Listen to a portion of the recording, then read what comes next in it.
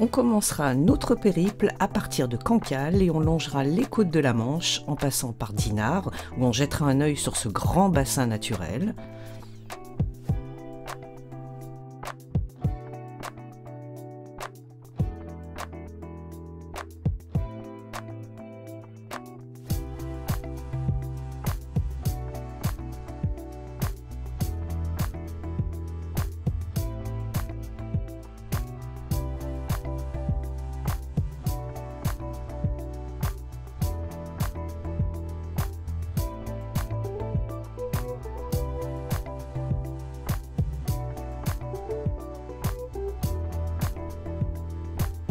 Et on continuera jusqu'au Cap Fréhel, où nous passerons la nuit en profitant d'un fabuleux coucher de soleil.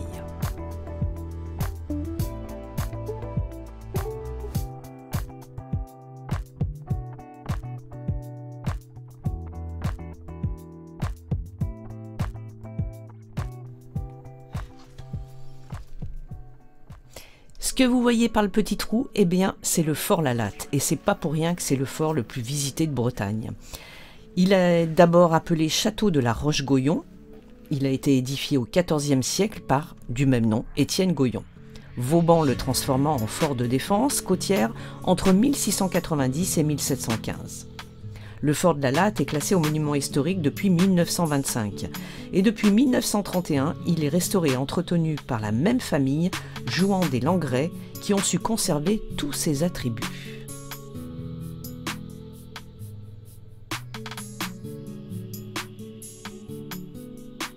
Et cette forteresse a servi de décor pour plusieurs films, notamment pour la scène finale du film Chouan, avec Lambert Wilson et Sophie Marceau. Regardez un petit peu les alentours et l'intérieur du fort La Latte.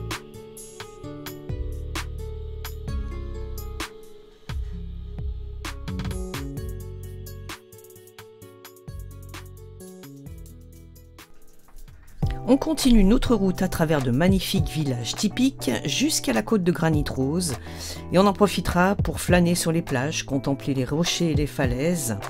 Et ben, je vous laisse découvrir tout ça en images, ces paysages magnifiques.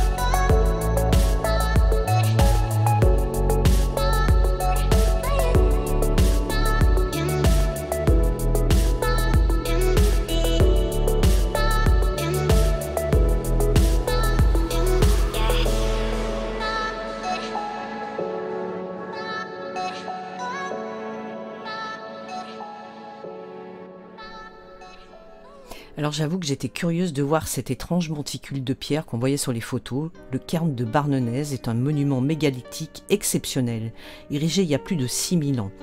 C'est une construction funéraire de 70 mètres de long et près de 8 mètres de haut.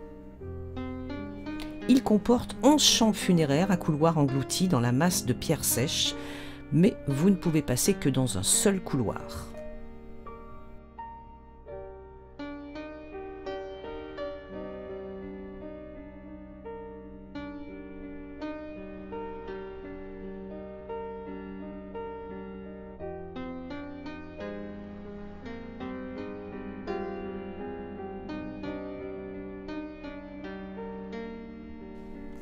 Alors, la visite est assez rapide, mais ça vaut quand même le détour. Et en plus, il est situé en haut d'une colline et vous avez une vue magnifique du haut de ce cairn.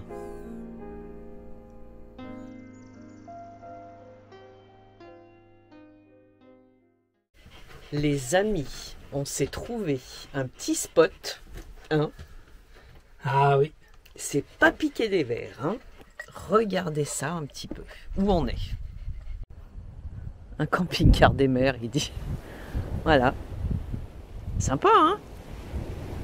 Il y a pire. C'est pas facile à trouver, hein, des spots sauvages comme ça en Bretagne. Hein.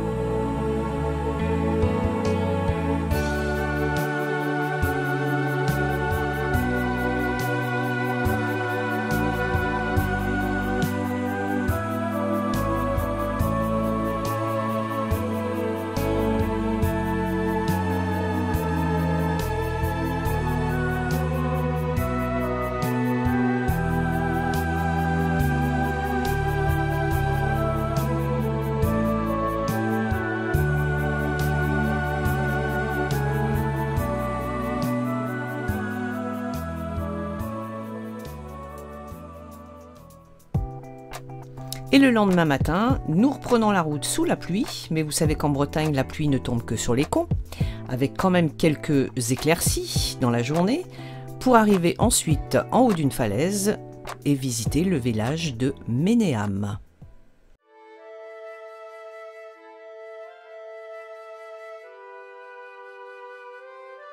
Ménéam en breton, Menez-Am, signifie le hameau sur le mont.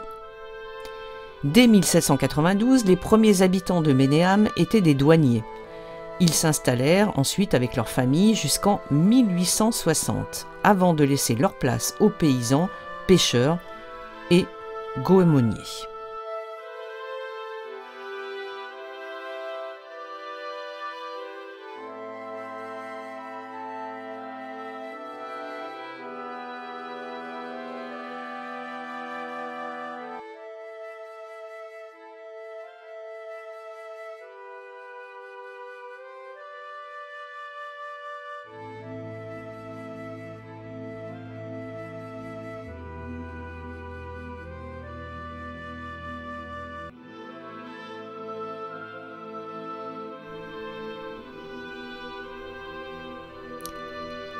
Le corps de garde est implanté à 21 mètres au-dessus du niveau de la mer, et la vue qu'il offre s'étend du phare de Pontousval jusqu'à celui de l'île Vierge.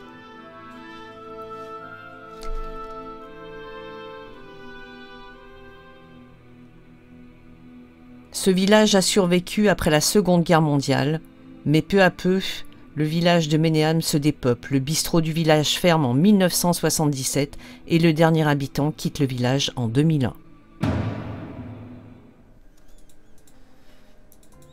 Voici quelques photos pour finir et on se retrouve très vite pour la suite de nos aventures en terre bretonne, mais cette fois-ci sur les côtes océanes. Alors pour ne rien rater de notre histoire, pensez à vous abonner, à activer la petite cloche. À bientôt!